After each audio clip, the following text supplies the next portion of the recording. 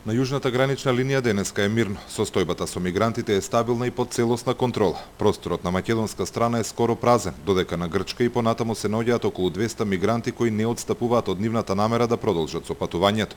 За разлика од нив, поголемиот дел економски мигранти кои пред неколку дена од страна на Грција беа транспортирани до јужната гранична линија, вчера одлучија да се вратат назад. Најголемиот дел од тие што останаа доаѓаат од Мароко, Иран и Бангладеш. Велат нивната намера била да стасаат до некој од западноевропските земји. Јас сум од Мароко, одам во Германија за подобар живот. Во Мароко имаме живот, но немаме шанси за нешто подобро. Ние сме од Бангладеш и економската и политичката состојба во нашата држава е многу лоша и затоа не можеме да се вратиме назад. Сакаме да одиме во Германија, некои планираат во Данска, некои во Финска. Бегалците кои доаѓаат од кризните воени подрачја како Сирија, Ирак и Авганистан и денеска без проблем се пропуштаат пошто од страна на полицијата и војската се упатуваат во прифатниот центар, каде се регистрираат и добиваат неопходна хуманитарна помош.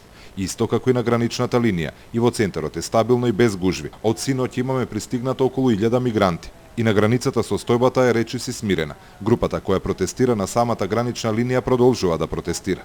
Надлежните ја држат ситуацијата под контрола, а колегите од УНХЦР делат совети и информации за опциите кои одредени националности ги имаат и за барањата што треба да ги поднесат.